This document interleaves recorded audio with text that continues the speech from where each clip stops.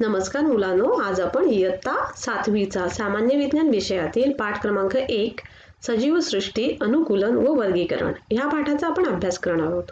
मुलांनो, आपण मागच्या सेशनमध्ये सुद्धा ह्याच पाठाचा अभ्यास केलेला आहे. आपण काय काय पाहिलेलं आहे तर अनुकूलन, वनस्पतीमधील वेगवेगळ्या प्रदेशातील ज्या वनस्पती आहेत त्यांच्यामध्ये झालेले अनुकूलन, प्राण्यांमधील झालेले अनुकूलन, अन्न ग्रहण करण्यासाठी झालेले प्राण्यांमधील अनुकूलन, परिसर साधण्यासाठी झालेले प्राण्यांमधील अनुकूलन हे आपण मागच्या सेशनमध्ये पाहिलं. पुन्हा सरपटणाऱ्या प्राण्यांमध्ये झालेले अनुकूलन हे आपण मागच्या सेशनमध्ये पाहिलं. आजच्या सेशनमध्ये काय पाहणार आहोत आपण तर सजीवांचे वर्गीकरण करण्याची काय आवश्यकता आहे आणि ज्या सजीवांचे वर्गीकरण करण्याच्या ज्या पद्धती आहेत, पुन्हा म्हणजे द्विनाम पद्धती आहे, याच्याविषयी माहिती आपण आजच्या सेशनमध्ये पाहणार आहोत. मुलांनो, आपण सजीवांचे वर्गीकरण हे आणि द्विनाम पद्धती हे आपण पाहणारच आहोत. त्याच्या अगोदर आपण डार्विनचा उत्क्रांती सिद्धांत थोडक्यात जाणून घेऊया. काय तर डार्विनचा उत्क्रांती सिद्धांत, डार्विन्स थिअरी ऑफ इव्हॉल्युशन. कळलं? तर चार्ल्स डार्विन या जीवशास्त्रज्ञाने अनेक प्रकारच्या प्राण्यांचा आणि वनस्पतींचा अभ्यास करून असे सुचवले की जे सजीव त्यावेळच्या पर्यावरणात जगण्यात सर्वात जास्त सक्षम होते तेच सजीव पुढील काळात टिकण्याची शक्यता सर्वात जास्त असते. याला सक्षम तोच टिकेल सिद्धांत म्हणतात. हा डार्विनचा पहिला सिद्धांत आहे मुलांनो.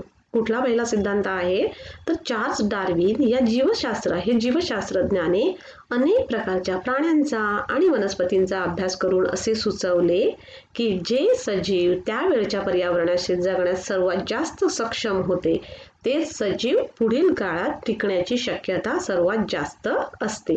यालाच काय म्हणतात तर सक्षम तोच टिकेल सिद्धांत म्हणतात. हा डार्विनचा पहिला सिद्धांत आहे. आता एखादा सजीव त्याला फायदेशीर ठरणारे एखादे वैशिष्ट्य घेऊन जन्माला आला व टिकू शकला तर त्याची पुढची पिढी त्याच्यासारखीच बनते. यालाच डार्विनचा दुसरा नैसर्गिक निवडीचा सिद्धांत असे म्हणतात. मग डार्विनचा दुसरा सिद्धांत कुठला आहे तर एखादा सजीव त्याला फायदेशीर ठरणारे वैशिष्ट्य घेऊन जन्माला आला व टिकू शकला तर त्याची पुढची पिढी त्याच्यासारखीच बनते. यालाच डार्विनचा दुसरा नैसर्गिक निवडीचा सिद्धांत असे म्हणतात.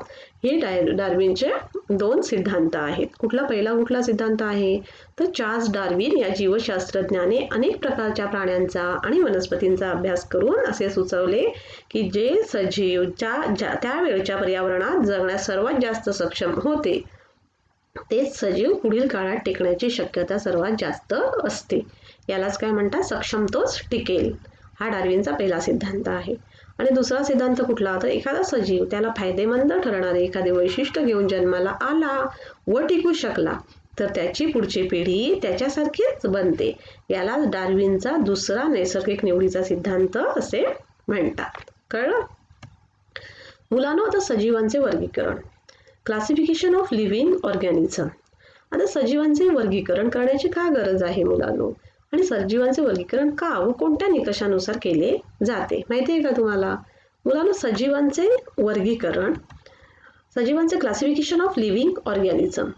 आपल्या पृथ्वीवर अनेक प्रकारच्या हे आहेत, जे सजीव आहेत, वनस्पती आहेत. मग त्यांची नावं आणि लक्षात ठेवणं हे शक्य आहे का? म्हणून सजीवांचे वर्गीकरण करणे करणे आवश्यक आहे. आणि मग ते कोणत्या निकषावर केले जाते तर वनस्पतीचे वर्गीकरण करताना हे पुढील घटक लक्षात ठेवले जातात. कुठले तर जसे की खोडाचा आकार, जीवन कालावधी, फूल येणं किंवा न येणं, आणि आणि अधिवास हे घटक लक्षात घेतले जातात. तसेच प्राण्यांचे वर्गीकरण करताना कुठले घटक लक्षात घेतले जातात की पाठीचा कणा आहे की नाही, एकपेशीय, बहुपेशीय, प्रजनन आणि अधिवास हे घटक लक्षात घेतले जातात. मग मुलांनो, सजीवांचे वर्गीकरण, क्लासिफिकेशन ऑफ लिव्हिंग ऑर्गॅनिझम. आपल्या सभोवतालच्या या वैविध्यपूर्ण सृष्टीतील सजीवांचा एका वेळी अभ्यास करणे, त्यांना लक्षात ठेवणे अवघड असते. म्हणजे सोपं आहे का? आपल्या पृथ्वीवर अनेक प्रकारचे सजीव आहेत, म्हणजे वेगवेगळे वनस्पती आहेत, वेगवेगळ्या प्राणी आहेत. मग ह्यांचा एकाच वेळी अभ्यास करणं किंवा त्यांना लक्षात ठेवणं ह्या गोष्टी शक्य आहेत का तर नाही. म्हणून काय तर त्यांचे अनेक शास्त्रज्ञांनी काय केलं तर वनस्पती व प्राण्यांचे स्वतंत्रपणे वर्गीकरण वेगवेगळ्या गुणधर्मांचे निकष लावून केले आहे. काय तर आपल्या सभोवतालच्या या वैविध्यपूर्ण सजीवसृष्टीतील सजीवांचा एकाच वेळी अभ्यास करणे, त्यांना लक्षात ठेवणे हे अवघड असते. म्हणून काय तर वेगवेगळ्या शास्त्रज्ञांनी वनस्पतींचे व प्राण्यांचे स्वतंत्रपणे वर्गीकरण वेगवेगळ्या गुणधर्मांचे निकष लावून केले आहे. मुलांनो, आता सजीवांचे वर्गीकरण. आता आपण पाहिलं की सजीव म्हणजे एवढ्या आपल्या वैविध्य आपल्या सृष्टीवर खूप म्हणजे वेगवेगळ्या लाखो वनस्पती आणि सजीव म्हणजे वेगवेगळे सजीव आहेत. मग त्यांना लक्षात ठेवणं हे आपल्याला अवघड आहे आणि म्हणून शास्त्रज्ञांनी काय केलं तर त्यांचे वर्गीकरण म्हणजे वेगवेगळ्या शास्त्रज्ञांनी सजीवांचे वर्गीकरण केले. तर त्याच्यासाठी काय करतात तर यासाठी वर्गीकरणाची एक उतरण बनवली जाते. काय केली जाते? उतरण बनवली जाते. याची सुरुवात कशाने होते मुलांनो तर प्राणीसृष्टी अथवा वनस्पती सृष्टी येथूनच होते. पुढे सजीवांच्या गुणधर्मातील ठळक आणि मूलभूत साम्य व भेद यांच्या आधारे गुणधर्मातील ठळक आणि मूलभूत साम्य व भेद यांच्या आधारे त्यांचे ठळक गट तयार होतात. काय होतात? त्यांचे गट तयार होतात. यालाच काय म्हणतात तर वर्गीकरणाचा पदानुक्रम असे म्हणतात. कळलं?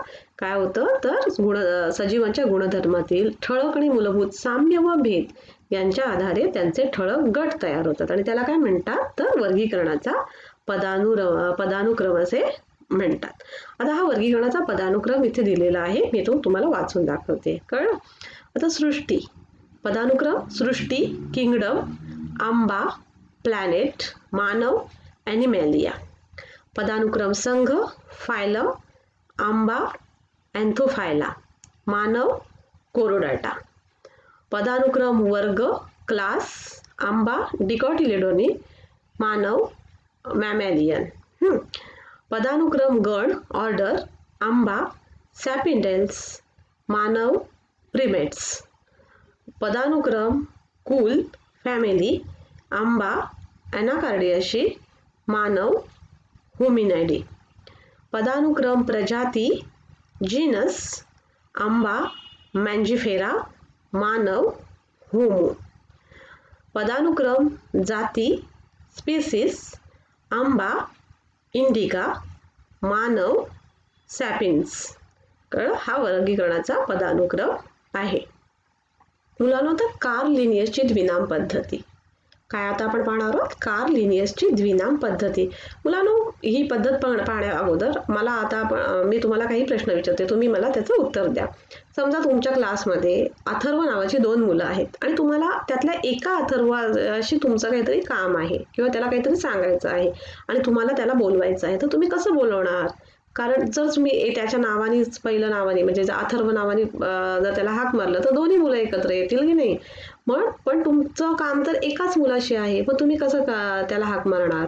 मग तुम्ही त्याचं नाव आडनाव घेऊन त्याला बोलवणार ना. काय तर त्याला तुम्ही आडनाव घेऊन त्याला हाक मारणार.